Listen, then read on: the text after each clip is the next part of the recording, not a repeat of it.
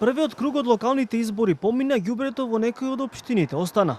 Подолго време таква е сликата во Карпош, во близина на гимназијата Ѓорги Димитров. Спроти улицата е гимназијата Ѓорги Димитров во Скопје, а ова е сликата која учениците од гимназијата секој ден ја гледаат. Прашањето е каква порака оставаме ние како држава на идните генерации. Кратко време по нашето снимање дојде камион за собирање смет. Ги испразни контейнерите, а остатокот од сметот околу нив остана.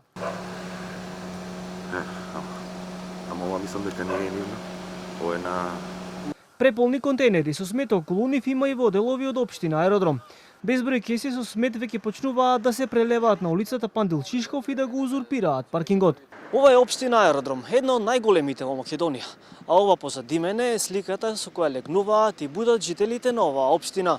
Жителите на Аеродром се револтирани што, како што велат, нивната општина доведена во таква ситуација. Ова е тотален колапс на општините или не знам на комунална, значи навистина не би знаела, сите улици се вакви, јас мислам дека само Аеродром е вака, меѓутоа цела Скопје се изгледа вака. Ако дојде време кога во предизборни кампањи треба да се молиме и да не убедува некој дека ќе го исчисти градов, малку е смешно. Мислам дека треба на малце поголеми цели да одиме. Тоа ќе си го носиме ѓубрето, пошто веројатно сме такви.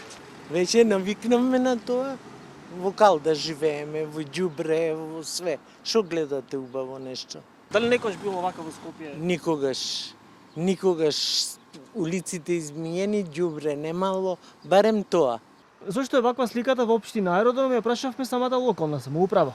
Оттаму тврдат дека најголем дел од локациите на кои се создаваат мини депониите биле под надлежност на јавното претпријатие Комунална хигиена. Отпадот од овие локации се чисти од страна на вработените во јавното претпријатие за комунални дејности на општина Аеродром. Поради ваквата ситуација, општина Аеродром беше приморана неодамна да поднесе кривична пријава против јавното претпријатие Комунална хигиена до МВР и до основното јавно обвинителство за загрозување на животната средина. Велат од општина Аеродром.